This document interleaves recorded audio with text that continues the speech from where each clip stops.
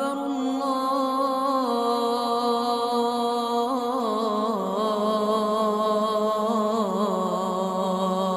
الله أكبر.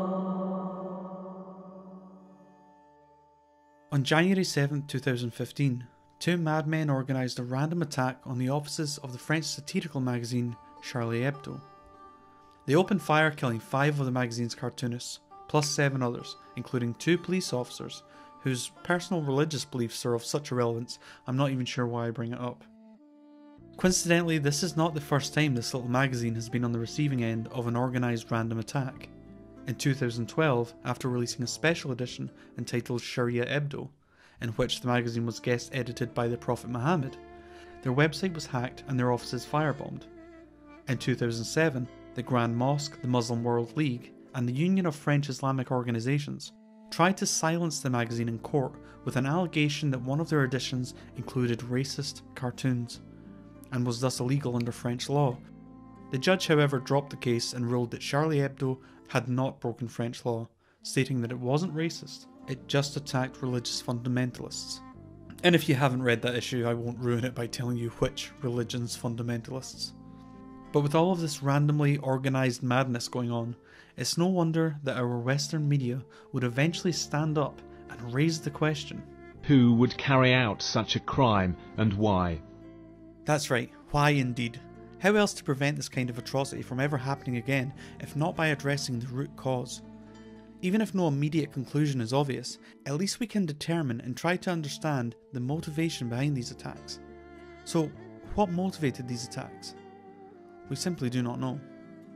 Luckily, some video footage emerged, which may offer a hint.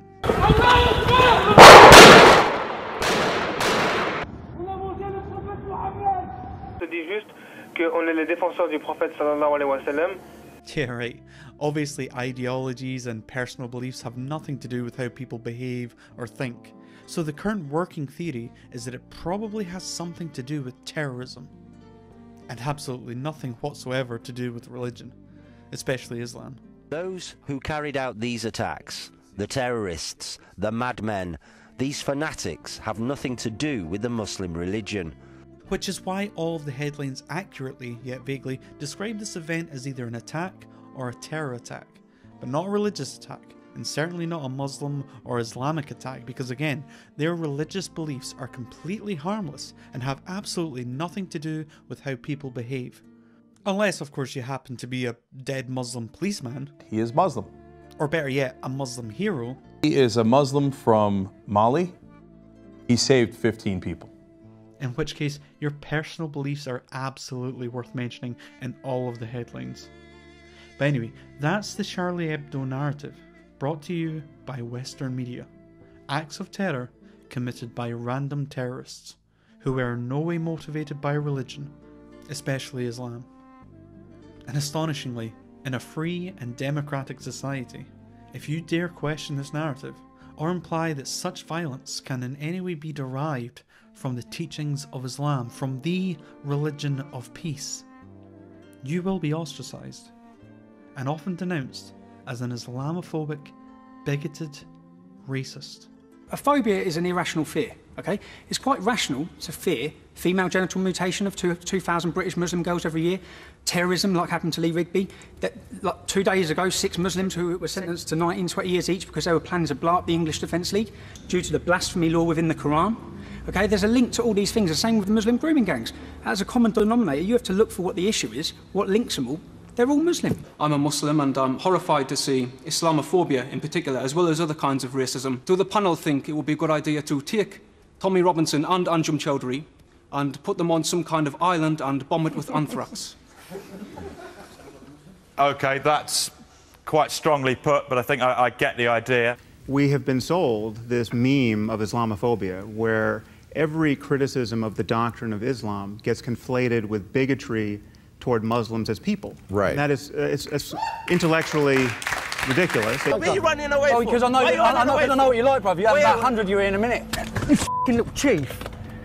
What has happened to me through having this opinion and speaking out the way I do, it's destroyed my life, it's destroyed my wife's life, it's destroyed my mother's life. I live with constant death threats. I've got some of them here if you want to read when we talk about a two-tier policing system. I have to wear a bulletproof vest. I've got people wanting to murder me and massacre me. Well, then stop being a racist and a bigot. Racist?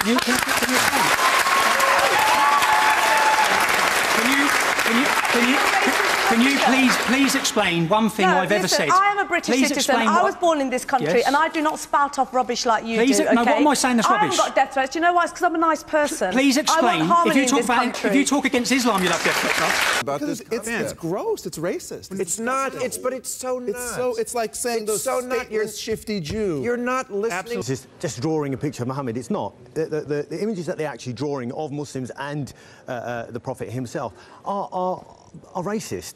When he talks about Charlie Hebdo published whatever they wanted, that's rubbish. They were overtly racist towards Muslims. They were always lampooning Arabs and being overtly racist in most of their publications. Being a Muslim requires a certain religion as opposed to a certain look, right? How do you determine someone's Muslim? Anyway. What you're doing is, rather than listening to the point, you just want to shout racist, which is what's happening in this country for 15, 20 years. Because you are. No, what have I said? What have I said that's racist? Because you are. Tommy, you're so weak. You are racist. You've got and nothing you to back don't up, like darling. that, do you? Tommy, let Akala speak. You're getting what really have I said heated that's up. racist? You are a racist. What have I said that's bigot. racist? You're a racist What have I said? Akala?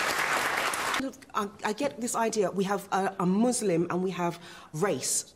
Muslim is a faith system, and therefore it's not a race. So we cannot use the word racism when we're talking about a religion, because it is a choice. Yeah. Your race is not a choice, and anything that you can convert to is not a race. So therefore we're looking at two different issues, and we're conflating two different ideas together to try and make a point that doesn't make sense. Describing Islam as a race is simply a tactic used to stifle the real conversation, which not only belittles the proper use of the term, but shamefully distorts the position of anyone opposing Islam and makes their religion immune to criticism. But the reason it's wrong to criticise, stereotype, or actively discriminate against groups of people for reasons of race, or even gender, disability, and sexual orientation is because we accept the fact that a person's moral conduct has absolutely nothing to do with the characteristics they happen to be born with and cannot change.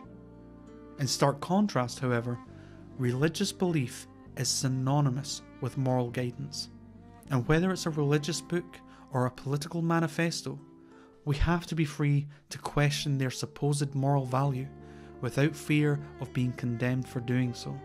Considering that atheism cannot possibly have any sense of absolute morality, would it not then be an irrational leap of faith for an atheist to decide between right and wrong? Absolute morality, the absolute morality that a religious person might profess would include what? Stoning people for adultery? Death for apostasy, punishment for breaking the Sabbath.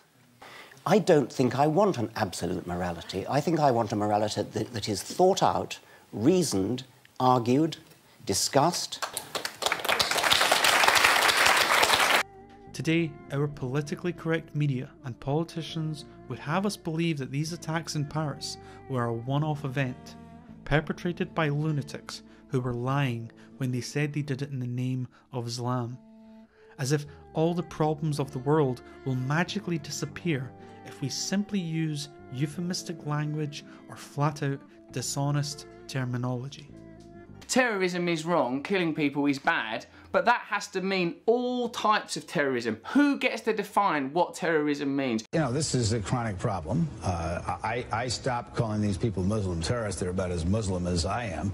I mean, they have no respect for anybody else's life. That's not what the Quran says. And you know, Europe has an enormous radical problem, and an enormous. I think ISIS is a cult, not an Islamic cult. I think it's a cult. But there is such a thing as Islamic Muslim terrorists. And in what other circumstances would we believe the words of the media over the words of the actual criminals just moments after committing an attack. When it comes to groups like Al-Qaeda, the Taliban, Boko Haram, ISIS, and the governments of the many countries who live under Islamic law, our media continues to deny any correlation between their violent behaviour and a belief in Islam. There's a long history of this White House being very, very reluctant to talk about terrorism, to call something terrorism. This was not one of the worst offenses that this administration has had. I mean, they did start out talking about extremism and an act of violence, but they pretty quickly called it terrorism because it was so obviously terrorism. What they haven't done is call it Islamic terrorism. But he didn't use the word Islam or Muslim once. He did make reference to an imam about 3 minutes in. But, you know, these acts were done by specific people with a specific ideology, and this White House is still incredibly gun-shy, no pun intended, about calling any attention to the fact that the people we're at war with aren't just sort of generic extremists off the shelf, but they're a specific ideology with a specific religious orientation.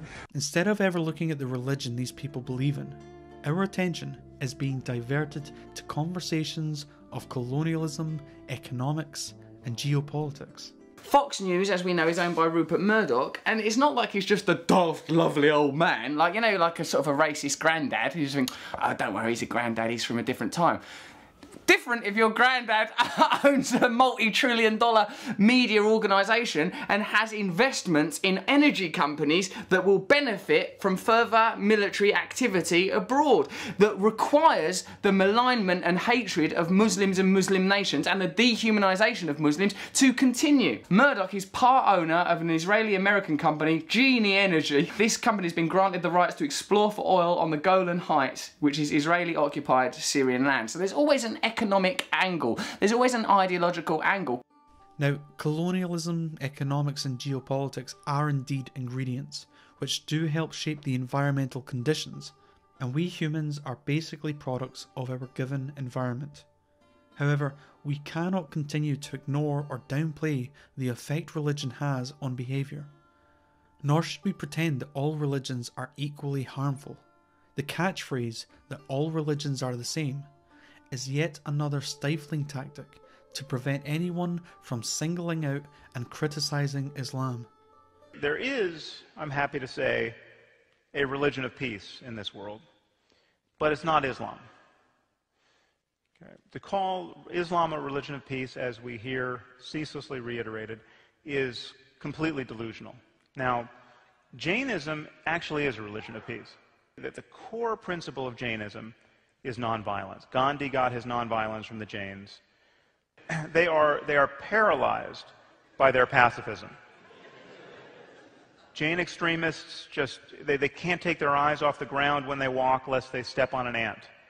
They filter every sip of water through cheesecloth lest they swallow and thereby kill a bug. I mean, needless to say, they're vegetarian. The crazier you get as a Jain, the less we have to worry about you. It is. Notice, the problem is not religious extremism, okay, because extremism is not a problem if your core beliefs are truly nonviolent. The problem isn't fundamentalism, which you often hear this said. These are euphemisms. I mean, the only problem with Islamic fundamentalism are the fundamentals of Islam. Another stifling catchphrase we often hear is, "Not all Muslims are bad people," which is infuriating for two reasons. Firstly, the term bad is too loose of a term. For instance, I find it psychologically damaging to teach children that there is such a place as hell, or to actually believe in obvious fantasy, such as Muhammad flying to heaven on a big horse with wings. I mean, do you actually believe in your Muslim faith? Do you believe that Muhammad split the moon in two? Do you believe that Muhammad flew to heaven on a winged horse, for example? I pay you the compliment of assuming that you don't. No, I do. I believe in miracles. You believe that? Yes. You believe that Muhammad went to heaven on a winged horse? Yes, I believe in God. I believe in miracles. I believe in revelation. I mean, the point here is that let's assume I'm wrong, Richard. I'm wrong. Let's assume I'm wrong. I'm wrong. I find it bad to hold a belief that those who leave the faith should be punished. What is the penalty for leaving the Muslim faith? To be honest, I cannot back that point up. Dr. Muqaddam, what is the penalty for apostasy? If it's an Islamic country, then the Sharia is very clear. Apostasy is dealt with the death penalty. Thank you, that's all I want to hear. And I also find it bad to believe that homosexuals and adulterers should be punished. Whether you participate in the actual punishing or not, the belief itself I find bad. Gender inequality, genital mutilation, and the sexual oppression of women, all of these things I consider bad. And if you happen to identify as Muslim and condemn all of these things as I do, then perhaps I find it bad that you claim to endorse a religion while actively ignoring the particular teachings you happen to disagree with. So, in a certain context, I could honestly say I think all Muslims are bad. But of course, this brings me to the second reason this phrase is stifling, because people don't mean bad in this mild sense. When people say not all Muslims are bad, what they really mean is not all Muslims are terrorists. As if anyone with a brain needs to be told this. And the not all Muslims are terrorists sentiment is usually coupled with Muslim extremists are an insignificant, small fraction of the Muslim world. Well, let's just try and shed some light on this claim. Please do. We have luggage that's sitting there packed just up. imagine some concentric circles here. You have at the center, you have jihadists. These are people who wake up in the morning wanting to kill apostates, wanting to die trying. They believe in paradise. They believe in martyrdom. Outside of them, we have Islamists. These are people who are just as convinced of martyrdom and paradise and wanting to foist their religion on the rest of humanity, but they want to work within the system. They're not going to blow themselves up on a bus. They want to change governments. They want to use democracy against itself. Those two circles arguably are 20% of the Muslim world. Okay, this is not the fringe of the fringe. What are you basing that research on? A bunch of poll results that we can talk about. So to give you one point of contact, 78% of British Muslims think that the Danish cartoonist should have been prosecuted. 78%. So I'm being conservative when I roll this back to 20%. But outside of that circle, you have conservative Muslims who can honestly look at ISIS and say that does not represent us, that we're horrified by that, but they hold views about human rights and about women, about homosexuals that are deeply troubling. So these are not Islamists, they're not jihadists, but those views are anathema to ours. But they also keep women and homosexuals immiserated in these cultures, and we have to empower the true reformers in the Muslim world to change it. And lying about the link between doctrine and behavior is not going to do that. The great divide. And behavior is not going to do that. But the great divide. The great divide. Everyone in the room, how many of you are normal Muslims? You're not extremists. You're not radical. This is normal Sunni Muslims. Please raise your hands. It shouldn't be, it should be anti-violence. You shouldn't go, what, so they were Muslim? No, the fucking religion isn't interesting to me. How many of you agree that men and women should sit separate? Please raise your hands. The fucking religion isn't interesting to me. Next question. How many of you agree that the punishments described in the Quran and the Sunnah, whether it is death, whether it is stoning for adultery, whatever it is, if it is from Allah and His Messenger, that is the best punishment ever possible for humankind. And that is what we should apply in the world. Who agrees with that? Allahu Akbar. Are you all radical extremists? Subhanallah. So, all of you are saying that you are common Muslims, you all go to the different masajid Norway, or are you like a specific sect, like the Islam net sect or anything like that? Are you like that? No. Are you like that? Please raise your hand if you're like this extreme Islam net sect or anything like that. No one. Allahu Akbar. How many of you just go to these normal masajids in Norway, the normal Sunni mosques? Please raise your hands. Allahu Akbar. So what's the politicians gonna say now? What's the media gonna say now? The fucking religion isn't interesting to me. There are undoubtedly many issues with the Islamic religion, which non-believers in secular societies would find atrocious were they given an honest portrayal of Islam, and unfortunately I don't have the means to address all of these issues, but I would like to give you a breakdown of at least one. Genital mutilation. Handed a small baby for the first time, is it your first reaction to think, beautiful, almost perfect, now please hand me the sharp stone for its genitalia that I may do the work of the Lord? An uncircumcised penis has 24,000 nerve endings, 20,000 of which are in the foreskin.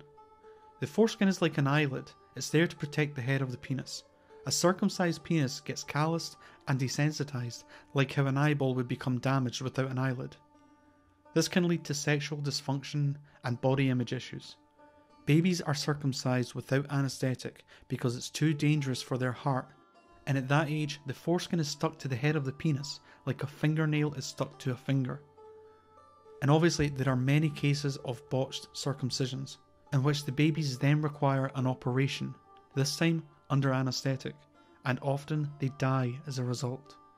Despite having their bodies mutilated and future sexual function and pleasure stolen from them, there's also the emotional and psychological damage of the brutal and disgusting torture of being circumcised without anaesthetic. Not that having anaesthetic would make this procedure any less immoral. There are no medical benefits that outweigh the risks, and even things like AIDS in Africa, circumcision does not prevent. Christopher, I've got to call you down on referring to circumcision as genital mutilation. My son cried more at his first haircut than he did at his bris. And statistically... You weren't doing it right then. Statistically, the only long-term effect that it seems to have on people is it increases their chances of winning a Nobel Prize. I can't find the compulsory mutilation of the genitals of children a subject for humour in that way, or flippancy in that way. The full excision, not just the snip or the full mandatory covenant is fantastically painful, leads to trauma, leads to the dulling of the sexual relationship, and can be in itself life-threatening at that moment. We have the records, I can show them to you, of hundreds and hundreds and hundreds in the United States, boy babies who've died or had life-threatening infections as a result of this disgusting practice. That a person as humane as yourself can sit here and think of that as a fit subject for humor shows what I mean. Religion makes morally normal people say and do disgusting and wicked things, and you've just proved my point for me. Shame on you for saying what you just said. Shame on you for saying it about your own son, my God. Let's move on. Yes, let's. What next? Cutting the labia of little girls. At least Judaism doesn't do that. This is a question. What if a Muslim was to say to you just now, my little girl cried more at her first haircut than when I cut off her clitoris? What would you think of me if I was to say such a disgusting thing? Although the Jewish tradition of genital mutilation is unbelievably prevalent in America today, Islam is currently the largest single religious group in which the practice is widespread. The following data from UNICEF shows the percentage of female genital mutilation in each country. Now, if you compare this with data from the Pew Research Center, we can look at the ratio of Muslims to female genital mutilation in those countries. So, of all the countries in the world that allow female genital mutilation, almost all of them have an overwhelming population of Muslims. And in many of these countries, the percentages are strongly correlated, with the only arguable exception being Eritrea and Ethiopia. Although, to be fair, it is debated that the number of Muslims in Eritrea could be more, as the US State Department found the number of Muslims was closer to 50% of the population. But regardless, the overall Muslim correlation is blatant. But with all of this in mind, let's see how Muslim apologist Reza Aslan decides to describe the current state of female genital mutilation. Talking about how women are circumcision for women, not respecting the rights of women, not respecting the rights of gay people. And what's your reaction? And then we'll talk. I mean, the argument about the female genital mutilation being an Islamic problem is a perfect example of that. It's not an Islamic problem, it's an African problem. Well, wait, because he says it's a, hold on a second, Reza, because he says it's a Muslim country problem. He says that in Somalia... Yeah, but that's... Yeah, and that's actually empirically, factually incorrect. It's a Central African problem. Eritrea has almost 90% female genital mutilation. It's a Christian country. Ethiopia has 75% female genital mutilation. It's a Christian country. Nowhere else in the Muslim majority states is female genital mutilation an issue. Wow. So it's just an African problem. But is it only in Africa? The Indonesians call this female circumcision. The UN and the World Health Organization call it female genital mutilation, or FGM. Aaron's daughter is 5 months old. She says it's been done to clean her. It's compulsory according to Islam. They only pierced her, upwards a bit, Aaron explains. The aim is to reduce sexual pleasure or to completely stop it. Mimin has brought her 2-year-old granddaughter to be what she calls circumcised and explains, if a girl isn't circumcised, there's too much sexual desire. They lust for sex too much. Well, I suppose ignoring Indonesia and Malaysia, the continent of Africa clearly has the highest rate of FGM. So let's break this down with some facts. Africa has more Christian countries than Muslim countries. And of the 30 Christian countries, 9 appear on this list.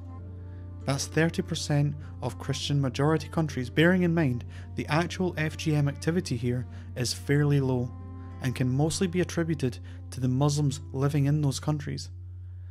Now, of the 24 Muslim countries in Africa, 19 appear on this list. That's 79% of Muslim countries, and most of them with high FGM activity. So, to ignore the clear correlation between female genital mutilation and a belief in Islam, and instead paint this as a broad African issue, is a disgraceful, pitiful attempt to once again turn the public's attention away from Islam. There's the justice system in Muslim countries, you don't think, is somehow more primitive or subjugates women more than in other countries? Did you hear what you just said? You said in Muslim countries. I just told you that Indonesia, women are absolutely 100% equal to men. He'll cite a country like Indonesia as being the poster child for Muslim moderation, and it is moderate compared to Pakistan or Sudan or Saudi Arabia, but 70% of Indonesians want to live under Sharia law, and when you ask specific questions about what sorts of punishments they want enforced, 40% want adulterers stoned to death. Now, it's true only 16% want apostates stoned to death, but that's the best, more or less the best results you get on that question in the Muslim world. In Turkey, they have had more female representatives, more female heads of state in Turkey than we have in the United States. But in Pakistan, stop saying things like Muslim countries. Still... You know, you almost have to laugh at the blatant hypocrisy.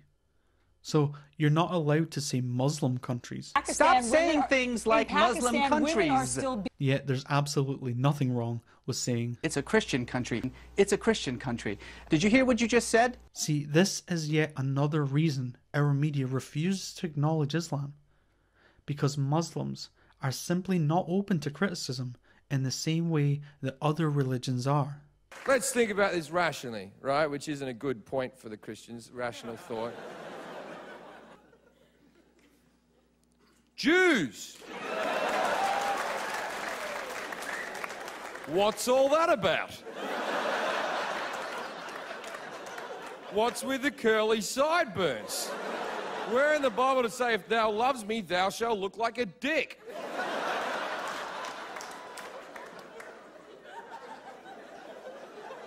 Next religion. Isn't Buddha a fat bastard? That's all I've got on Buddha. One more. Muslims. Can you feel that? Can you fucking feel that? One word, one fucking word. And all your assholes shrunk up and went, oh, make it good, Australia, man. Don't fuck this up. Even though these same people tell us all religions are the same, they know fine well the danger they would be in if they were ever to offend the followers of Islam. And we began by talking about the decision of many media outlets, including CNN, to pixelate the images of Muhammad.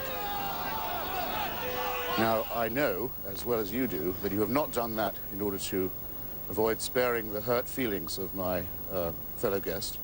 You've done it because you're afraid of retaliation and of intimidation.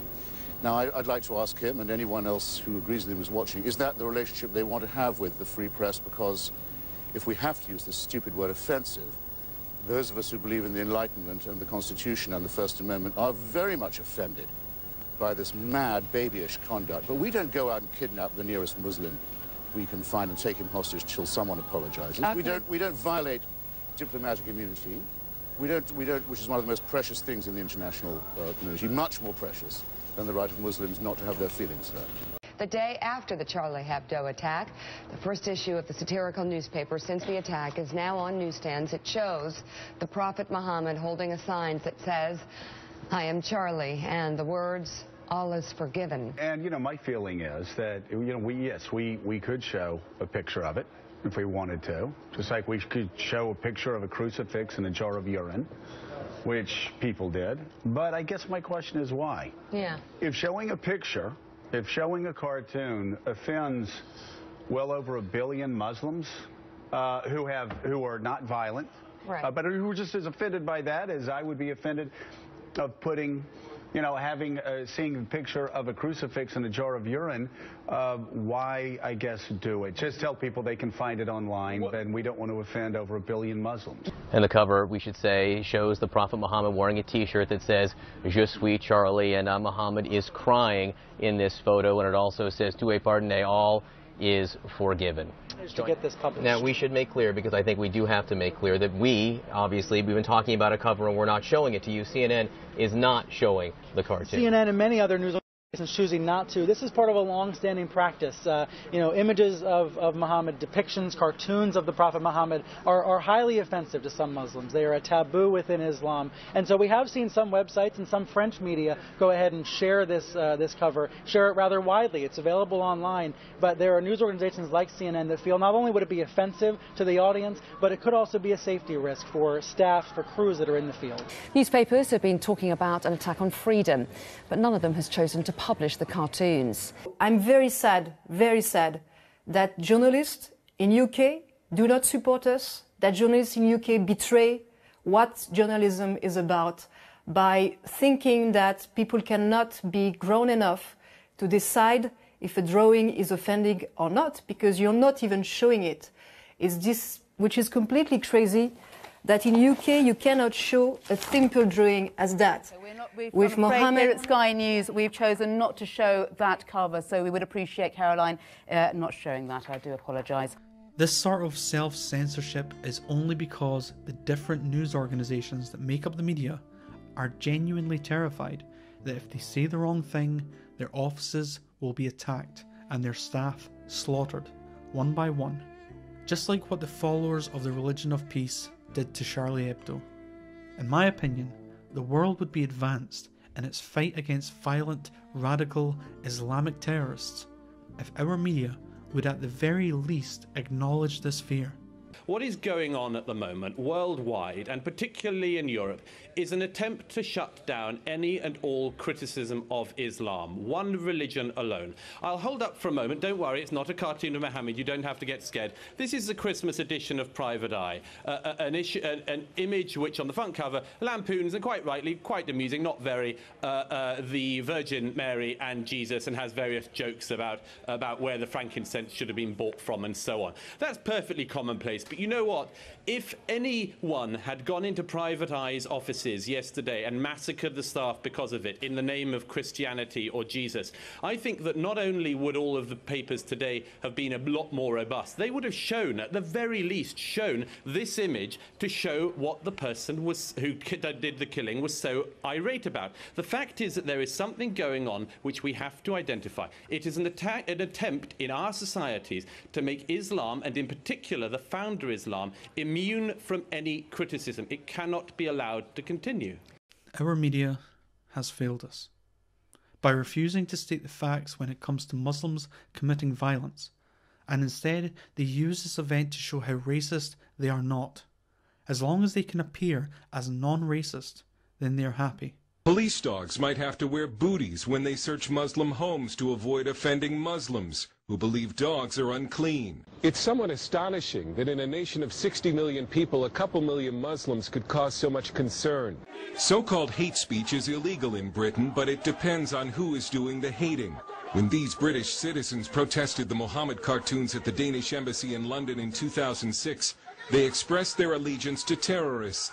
They called for beheadings and nuclear attacks. British police arrested no one. Compare that to when a British news program exposed violent rhetoric in local mosques. British police initially decided to charge not the radical imams who were promoting violence and bigotry, but the news program that did the report for allegedly stirring up racial hatred. Perhaps this strange obsession with race and people's skin colour, self-censorship, and dishonest reporting on crimes committed by non-whites is in fact fueled by white guilt and the bleeding hearts liberals need to see who can be the most open-minded and politically correct as possible.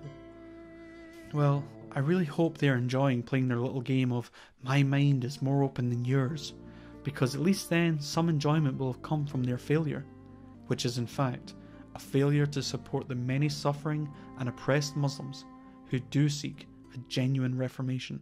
The New York Times came out yesterday and said Islam is not to blame. Howard Dean came out and said these people who committed this crime are no more Muslims than I am. And there seems to be, a rush to very much say that the religion has nothing to do with this. Yeah. That argument of the New York Times and Howard Dean, with all respect, has now become redundant. It is no longer relevant, in fact, that there is a very strong link between what happened yesterday, what happened in Peshawar, Pakistan, what is happening today as we speak in Yemen, in Nigeria, in Iraq and Syria. All of that violence, you can no longer divorce it from the religion of Islam. You can no longer divorce it from the Prophet Muhammad or from the Quran. Once we acknowledge that, then we can start to put together on the battlefield of ideas a way to defeat them. The only way we have a chance of fighting these barbarians is by talking about it, by expressing ourselves. And I do it by peaceful means. I write, I collaborated in a movie, and I still believe the pen is far more powerful than all their guns. And it's worth it to you, despite the danger that has obviously been posed to your own life? It is worth to me because I love life more than I love death. They love death. That message is so much stronger than anything they put out there. The fearful Western liberals are literally slowing down human progress out of a desperate need to appease Muslims, and in doing so, they are preventing the world from having a much needed conversation about Islam. But that conversation will be had eventually, and the longer the media acts like everything is perfect and there is no violent Muslim elephant in the room, the greater the chance that the more extreme, right-wing and violent elements of our society might just rear their ugly heads again to confront the perceived and real problem of the Islamization of the West and the radical Islam that inevitably follows. While the media are desperate to stifle the conversation, I would like to invite you, Muslim or non-Muslim, to begin that conversation now. Let me start by telling you that I am an atheist.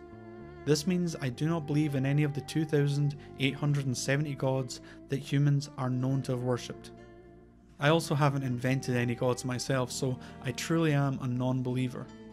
I view all spiritual, religious beliefs as magical thinking, and any form of superstition or illogical and unreasonable thoughts can lead to bad things. In the words of Voltaire, those who can make you believe absurdities can make you commit atrocities. If you are a religious person watching this video, then I need you to consider the fact that you are a non-believer too when it comes to 2,869 of the gods humans have worshipped. In other words, you are an atheist when it comes to other people's religions. Now, I would be making this video about the blonde-haired, blue-eyed worshippers of Thor if it were they who were committing violence in the way that the followers of Islam are, but because it happens to be Muslims committing violence, this video is incidentally about them. I'd also like to come back to the notion of the peaceful majority Muslims. Firstly, humans are generally good to each other, regardless of their religious beliefs, and usually in spite of their religious beliefs. But if you are only a good or peaceful person because you either want to get into heaven or avoid hell, ask yourself, without your religion, would you become immoral? Would you steal? Would you kill? If the answer is yes, then perhaps you are a bad person who has simply learned to suppress your true feelings. If the answer is no, then your religion has had no bearing on whether or not you are good. To quote Steven Weinberg, religion is an insult to human dignity. With or without it, you will have good people doing good things, and evil people doing evil things. But for good people to do evil things, that takes religion. And you know what? Even if religion was responsible for the peaceful behaviour of the majority of its adherents, would that make the evil any less relevant? During World War II, only 7% of Germans were Nazis, and look at what they accomplished. The silent, peaceful majority were not at all relevant. To obsess over the good Muslims is no different than someone in London during the nightly bombings saying, but what about the 93% of Germans who aren't bombing us? Through their inaction, the 93% became irrelevant, and one cannot claim to be good by what one does not do. Now, the first important point I want to make is that an ideology is just a system of beliefs. If you say that it's wrong to question someone's beliefs, then I have to ask you, what is it right to question? On a side note, if Muslims had never questioned the proposed majesty of Jesus, do you think there would even be an Islam? But a belief or an opinion must always be challenged, because while some beliefs are considered harmless, such as a belief in Santa Claus, there are in fact many dangerous beliefs which are not harmless.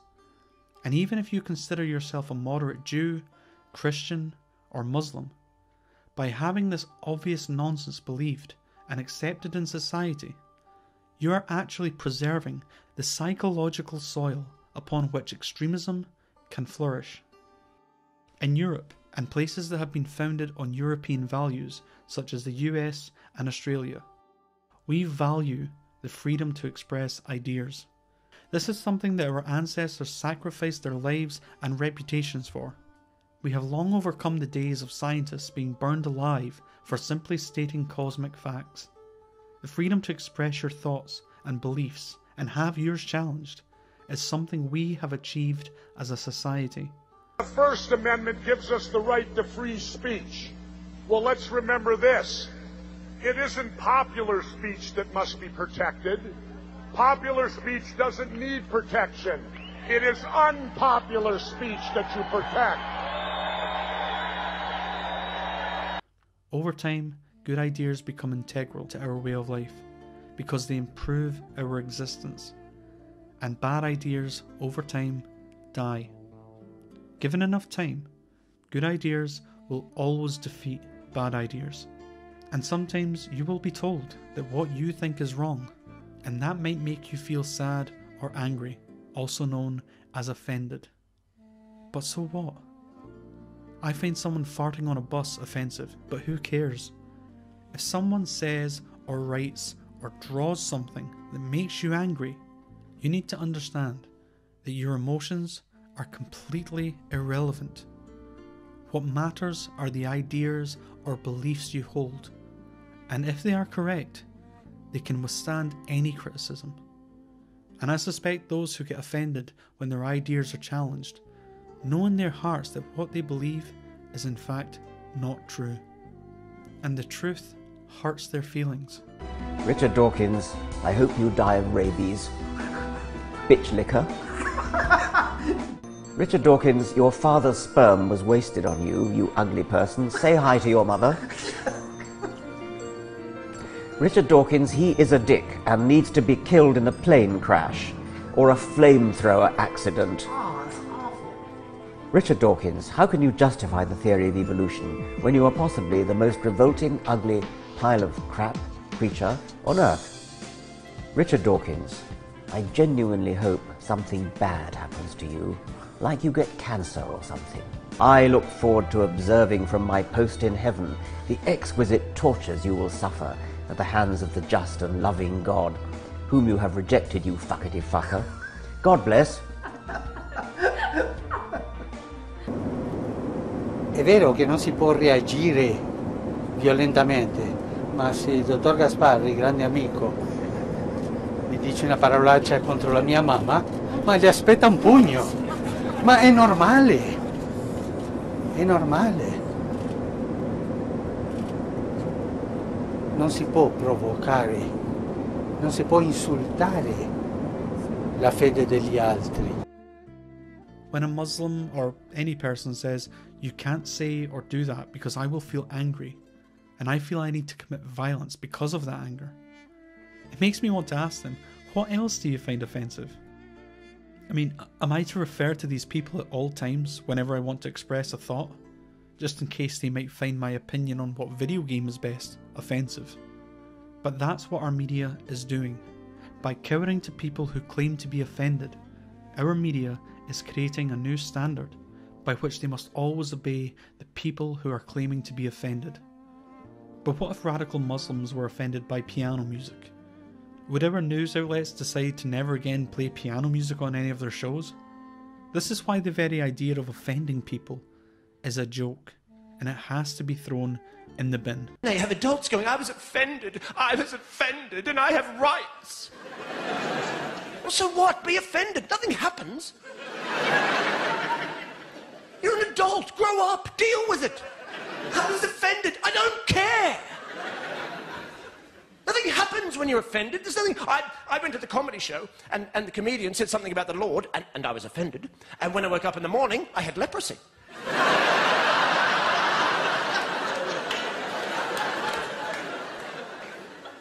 Nothing happens. I want to live in democracy, but I never want to be offended again. Well, you're an idiot. If someone tells me that I've hurt their feelings, I say, well, I'm still waiting to hear what your point is. Right. I'm very depressed how in this country you can be told, that's offensive, as if those two words constitute an argument or a comment. Not to me, they don't. And I'm not running for anything, so I don't have to pretend to like people when I don't. Right. Now, Muslims will often talk about things being an insult. Yet they know non-Muslims don't believe what Muhammad said to be true. To non-Muslims, Muhammad either has to be a guy who just made up a story, or Muhammad is a person who was himself made up. Either way, what could be more insulting to those who dedicate their lives to defending the Prophet Muhammad? Perhaps it's not so hard to understand why they even have words like infidel and kafir. Now, when we talk about Islam, it's important to understand that the words Allah, Islam, and Muslim are Arabic words. Allah simply means God, Islam means submission to God, and Muslim means someone who is submissive to God. Even Sharia law just means the rules of God as stated in the Quran. So the only thing that we really need to question or challenge is the rules stated in the Quran and the moral behaviour it calls for. Interestingly, if you happen to have believed in God before Muhammad's revelation, Muslims would consider you a Muslim too, because of your belief in God. So theoretically, the Jews who followed the rules of the Old Testament in the year 1800 to 400 BC are now considered Muslim, or at least they should be, considering they followed the only piece of Abrahamic religion that existed at that time. See, the Quran is considered to be the last part in a trilogy. To them, the Old Testament and the New Testament, and the last and final testament, aka the Quran, are all the same thing. This is why Jesus is mentioned more in the Quran than Muhammad is, because Jesus is a prophet in Islam too. Funny how Muslims aren't protesting Charlie Hebdo for depicting Jesus, or any of our Western depictions of him. Maybe they aren't aware that, by their own logic, they should. Judaism and Christianity are just as much Middle Eastern religions as Islam is. They all come from the same part of the world. So why are Judaism, the first half of the Bible, and Christianity, the first and second half of the Bible, so peaceful? Well, the truth is, they're not. They too call for many abhorrent behaviours. No homos will ever be allowed on this church as long as I'm the pastor here. Never! Now, for the most part, we Westerners have learned to ignore these bad bits. But Muslims aren't at that stage yet. The religion of Islam is largely behind in time. But this will be fixed. Islam cannot survive exposure to Western ideas. They can't survive the slightest ounce of untethered skepticism. This is why it is ultimately a good thing that Muslims have brought Islam to the West. See, Islam has come to the West to die. Islam is a religion that has the least confidence in itself, and that's why any little criticism rocks them. I mean, it goes crazy, because they cannot answer you logically. They cannot defend themselves logically. So they resort to terror and violence. The Quran itself says, "O you who believe, do not ask about things which if made plain to you will make you uncomfortable." And so even among Muslims, they say, and they quote the Quran, don't ask too many questions. Don't ask any questions. Believe in it as it is. And that's why when Muslims live in the Middle East, nobody criticizes Islam because it's a crime. But we come to America here, and suddenly Americans are asking us questions, very innocent questions, and we're just like, oh my God, how dare they ask us this question? We've never been asked this question in the Muslim world. You must hate Islam. You must be hating Islam. You're supposed to accept what we tell you as is. The belief in science has relative strength. It's not the strength that it's fluctuating. Look at the Quran. Why do we believe in the Quran? Look at what the Quran says in chapter 21, verse number 30. Do the disbelievers not see that the earth and sky was once one and we opened it? And we made everything living out of water. That's a biological fact today, which is a recent discovery that all life originates as a precursor is water. That you see even those space probes that are going into Mars are probing for the existence of water. Who could say that 1400 years ago? That's the evidence.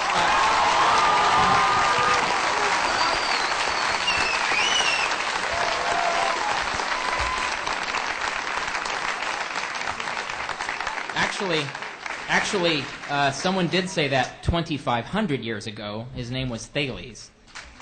He argued that all life originated from water. This belief was a cosmological view in ancient Greece. It wasn't commonly held, but it was certainly advocated.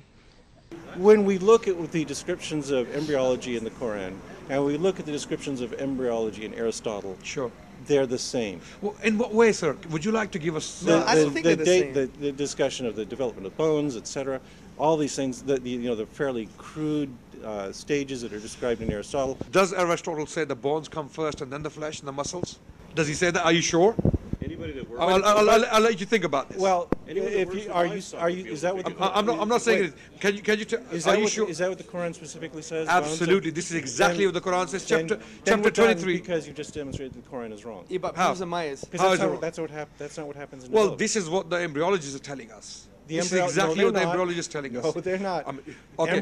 Let me tell you what Keith Moore said. I mean, you can disagree with him. What he said on the page number 364A of his book, The Human Embryo, that in the 7th week the bones are formed, and immediately after that the flesh is formed, and the flesh, the bones are clothed with flesh. Well, Keith Moore is wrong. He's an embryologist. This is his field. It's my field too. I know he's wrong. You're an embryologist? Yes. Oh, great! Wow, wow, that's news to me. Okay. So that's wrong, because what happens first is you have differentiation of mesoderm. Right.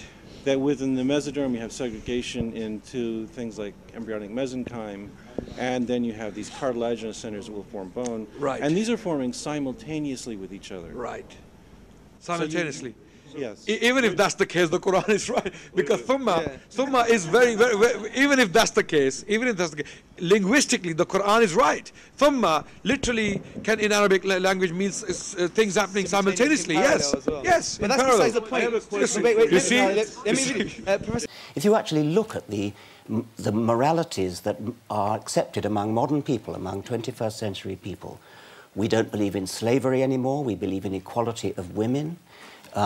We believe in being gentle, we believe in being kind to animals. These are all things which are entirely recent. They have very little basis in biblical or Quranic scripture. They are things that have developed over historical time through a consensus of reasoning, sober discussion, argument, legal theory, political and moral philosophy.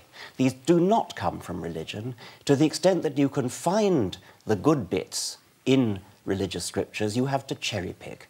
Sooner or later, it will be infected with the antidote of logic and reason from free and honest discussion, and this anti-venom will spread to the Middle East. This is how it will play out in the years ahead. Plus, when you throw in the fact that young people in the Middle East are only a YouTube video away from understanding why the doubt they dare not admit they have is well-founded, then it becomes easy to see that Islam has no real future. Anyway, let's take a look at the overall development of Islam. Over 3,800 years ago, someone somewhere started to write a book. Every few decades or so over the following 1400 years, people unknown to us would add to this book. This book is known as the Old Testament. Then, after a 400-year break, the prophet Jesus, peace be upon him, was supposedly born and died at the age of 33. And within 100 years of his death, the New Testament was written, again, by people we don't know. So here we have two books, the authors of which we have every reason to think were simply making it all up, and this existed for 600 years until Muhammad came along. I'd also like to point out that the Bible is something Muslims think is corrupted, edited, and altered by humans, yet they still draw beliefs from it. But if you believe the Bible to be partially compromised, then how can you believe one word it says? Well, they usually pick and choose which parts to believe, as is the case with the angel Gabriel. One day, in the year 610 AD, a 40-year-old man called Muhammad walked into a cave and saw the angel Gabriel. Muhammad must have recognized him from the Bible, I imagine, though Muhammad couldn't read or write, and also didn't believe the Bible was true, but nonetheless, the angel Gabriel was there. Over the next 22 years, God would talk to Muhammad. Again, this was the God of the Bible, which Muslims believe to be a forgery. Muhammad then died in the year 632 AD. He never learned to read or write, and thus had not written down the things God had told him, which kind of makes you think that Muhammad had no desire for his words to live on beyond his own lifetime. Otherwise he would have learned to read and write, and made sure to preserve the word of God. Instead, the authorship of the Quran was left to his predecessors, who themselves had to remember what Muhammad had said was God's word. But let's say you honestly believe that Muhammad talked to God directly. Let's say you actually believe he flew to heaven on a big horse with wings in order to negotiate with God, who initially demanded 50 prayers a day, but later settled on just 5 prayers a day. Let's say you believe those things. You still have to ask yourself, who wrote the Quran, and can you trust that they didn't change a thing? See, a religious book is a history book to those who claim it to be true. To them it is the evidence. But belief requires you think it's true without evidence. That's what faith is. If you think a book is evidence, then the only faith you have is that it has arrived to you in an unedited, uncompromised form.